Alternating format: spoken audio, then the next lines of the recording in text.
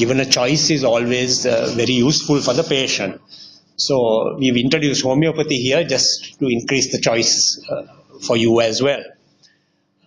I will speak briefly about the homeopathic approach, what we think disease is, a few homeopathic principles and methods that are used in general and then which are applicable to cancer patients who also come for treatment.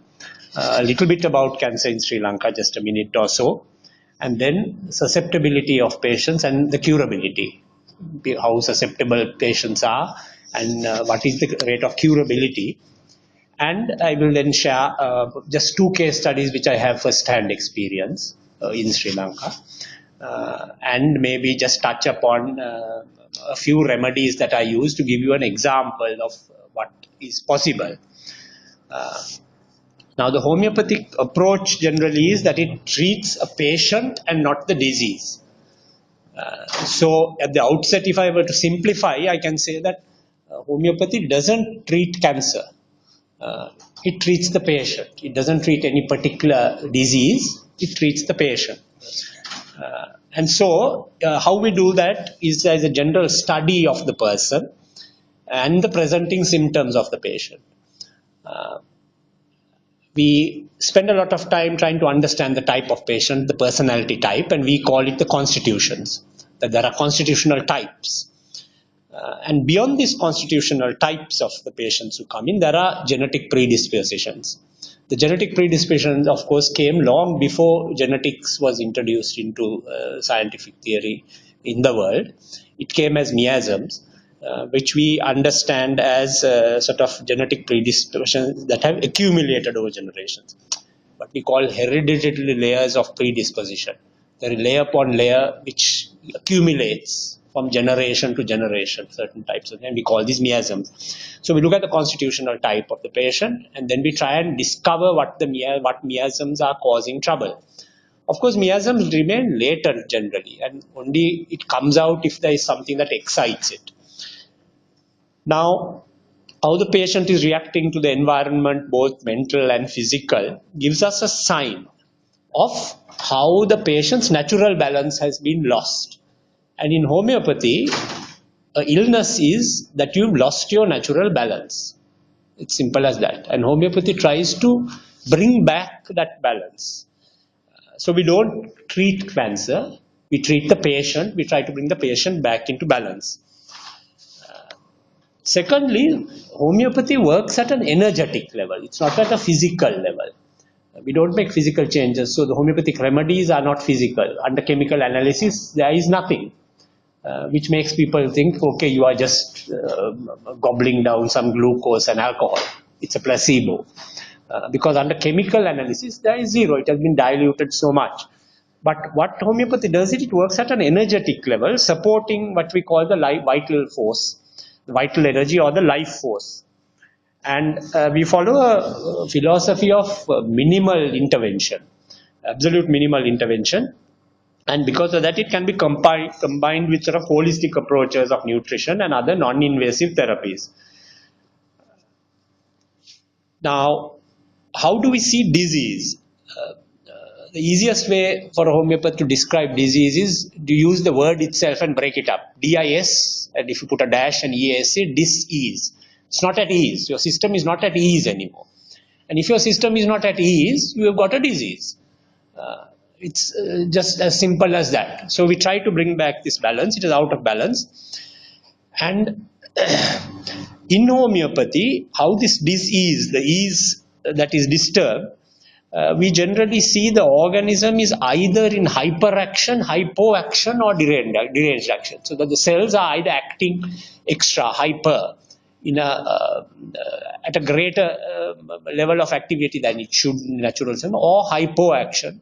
It is performing lower than what it should, or deranged action. It's not acting in the way that it normally is naturally supposed to act. It acts in other ways. It is deranged. So we have hyperaction, hypoaction and deranged action.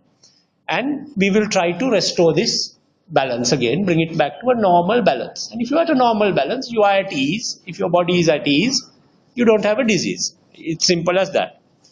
But I think for us to understand also the homeopathic approach, because in addition to the minimal sort of intervention, we also, the homeopathic approaches are highly individualized. Each individual patient is treated very differently. And the best way to explain is that why do some people contract a particular disease when everyone around them also have been subject to the same conditions? Let us take, for example, dengue. The dengue mosquitoes will bite everyone in a home, but only one or two people get it. Everyone is not put down with dengue. If when someone is in an office, there are 20, 30 people in an office. Everyone is bitten by the dengue mosquito, but only 3 or 4 get it. Most recover, some will actually succumb. Why is this? So, if you look at it, the problem is not the disease, the problem is with the person. Because the dengue mosquito bit everyone, but only a few got it. So the problem is with those people, not the others. The others don't have a problem. So we have to individualize any treatment. And in individualized treatment, when you go to the individualization, I would take 2 examples again of how homeopathy treats people in an individualized manner. 2 patients come saying we have the flu, and they both seem to have the general symptoms of the flu. But one person who has the flu, we will look at the constitutional type and what are the presenting symptoms. And for us, these will be very different. There will be 2 individuals who are suffering from flu, and we will give them 2 completely different remedies. Examples here again are 2 people who have come with the flu. One person wants to roll up in bed, remain motionless most of the time, and gets very upset if anyone disturbs. You try to give them, drink some soup or something, go to hell, and you're very angry, you want to roll up and sleep. Another patient who has the same flu is very restless, can't stay in bed, walking around, bothering everybody. Ayo, can you give me a cup of tea? Ani, can I have some kottamalli? Can you feel my back? It's paining, my shoulders are paining. Very restless. So the same flu has affected, but their reactions are different. So their reactions being different, we have to bring them back to balance in a different way using different remedies. So individualized treatment is extremely important in homeopathy. One might ask the question, what happens in the case of where there are epidemics, where thousands of people get something? There is a different manner. The epidemic, there is some general conditions. You apply the general remedy to everybody. But those who have particular symptoms, you pull them out and treat them separately. So individualization, minimal intervention and individualization are 2 key approaches in homeopathy. And we take the same thing in cancer.